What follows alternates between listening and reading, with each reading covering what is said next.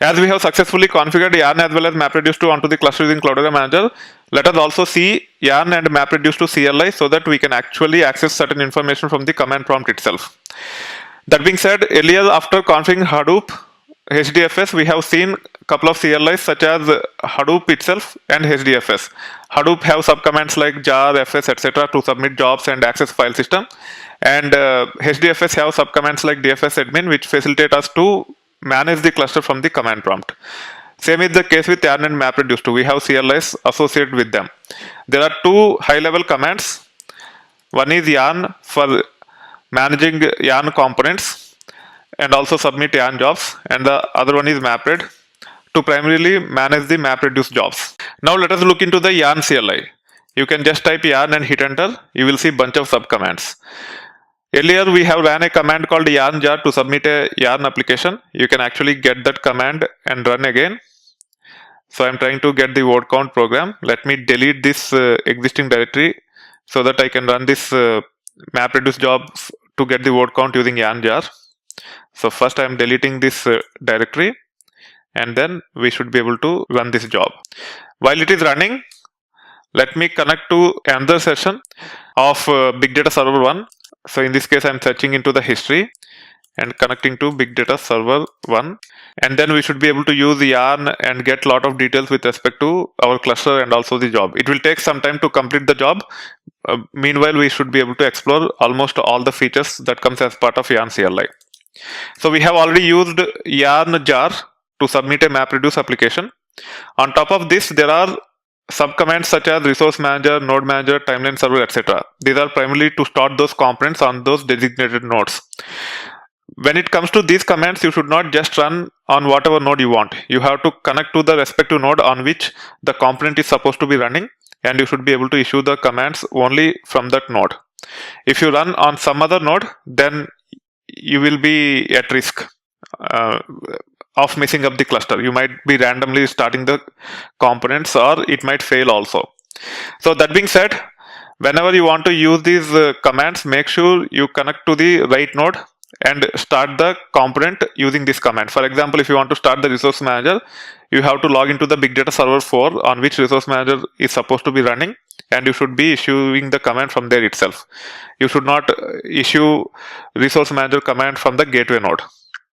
That being said, on top of managing the components of yarn cluster, we can actually get the details of our yarn cluster also using this yarn high level command. To get the details with respect to nodes, there is a command called node. So you can just say yarn node and hit enter. It has several control arguments which we should be aware of to use this command effectively. So to list all the nodes that are part of this yarn cluster, you can actually say yarn node list and hit enter. It will show all the running nodes by default, and you can see that there are 3 node managers, and we got the details with respect to those 3 node managers. Okay, and here this is node ID, this is node state, this is node HTTP address, this is number of running containers. So as of now, there are 6 containers running because we just started that word count program, and hence it is showing those details also. Sometimes the nodes might not be in the running state, and if you want to list all those nodes, you just have to specify all here. It will actually show all the nodes in the cluster. However, we have only 3 nodes, and hence it is only showing 3 here.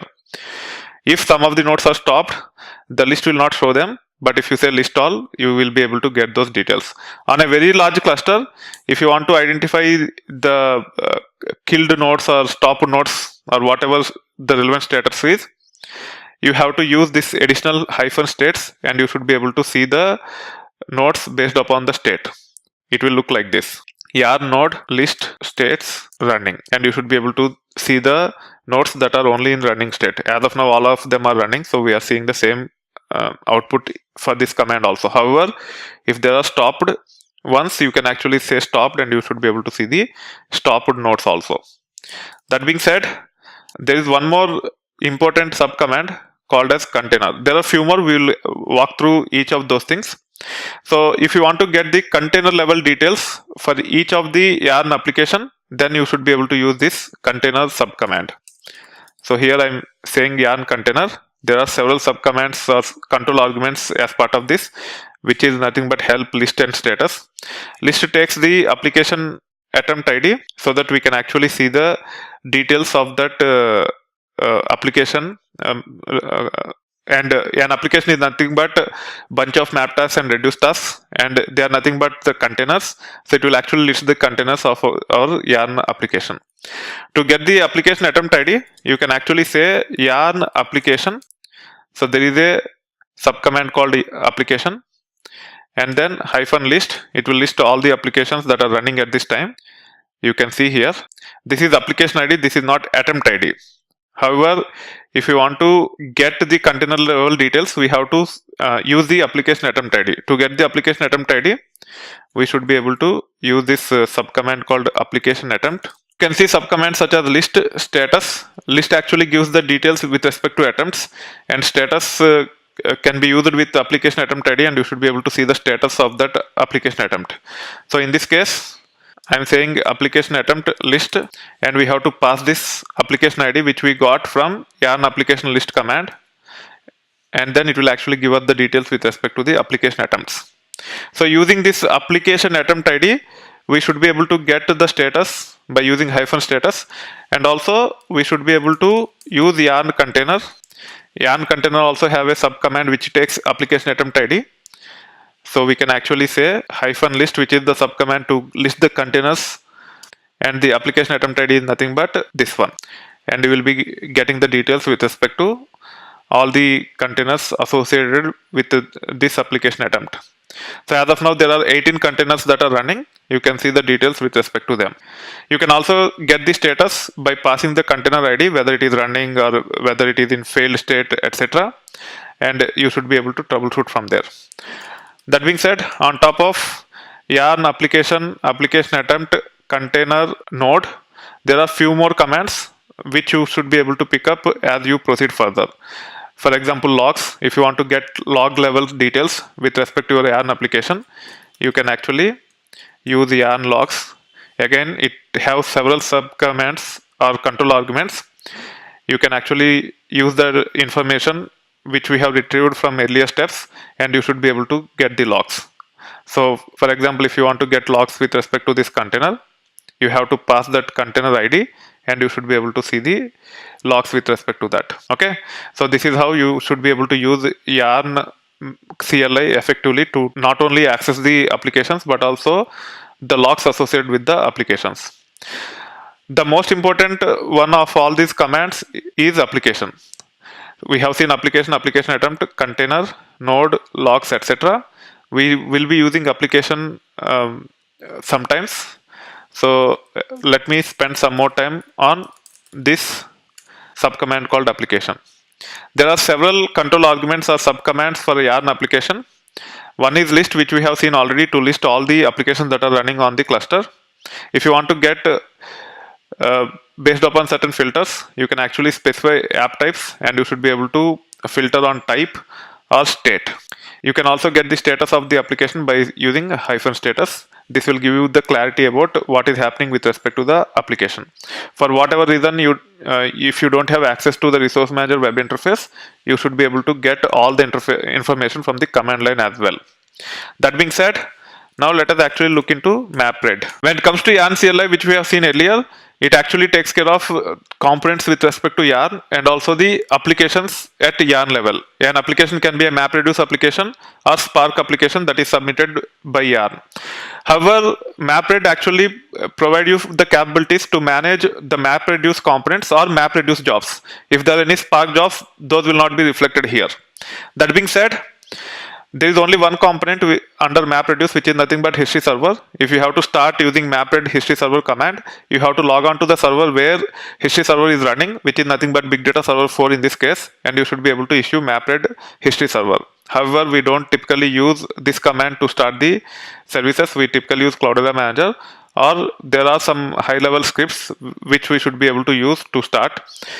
That being said, it is not very important at this time.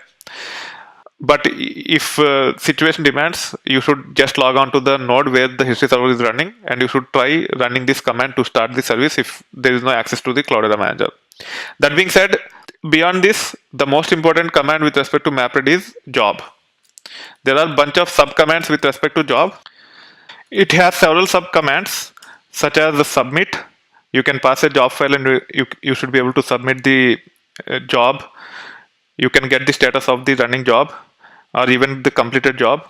You can get counter information for a given job. You can kill the job, so on and so forth. To list all the jobs, you can actually use -list. So MapRead job -list will give the running jobs at this time. It will return job ID for us. Earlier when we use the yarn application, it returned application ID. Now it is job ID. So using this job ID, you should be able to get a lot more information using subcommands such as status, counter, etc. So if you want to get the status of this job, you can just say status and then paste this job ID, and it will actually give us the details about the job. Let us review this output. You can see the state of this job. It is currently running, and it also provides the counters. And the number of maps that will be used to complete this job is 150. Number of reducers are 8. And so far it have processed 3 million records from our input data, and output from the map is this much, so on and so forth. There is a lot of information with respect to the progress of our job here, which you don't need to worry at this time.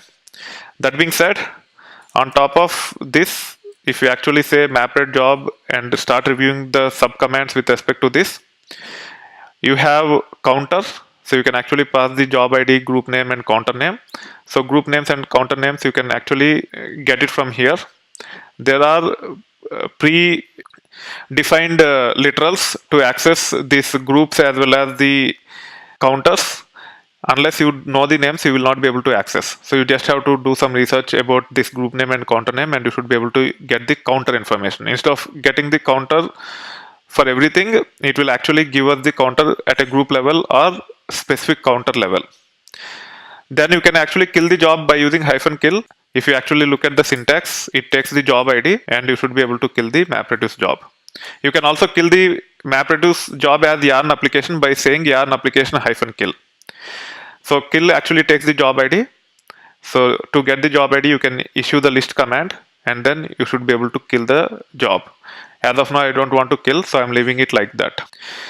You can also get the details with respect to active trackers, blacklisted trackers, etc. These are not very important to, with MapReduce 2. Earlier, as part of MapReduce legacy framework, these trackers are a lot more important, but for now you don't need to worry too much about those things. You can also list attempt IDs for a given job ID, and you can kill a specific task within the job. -kill will actually kill the entire job. For whatever reason, if you want to kill a particular task, you can kill the task also. You can also mark a task as failed by using fail task. Sometimes we might want to just fail the task instead of killing and changing the status to killed. In that case, we can use fail task to fail the task. We can also get the logs for a given job ID and task attempt ID.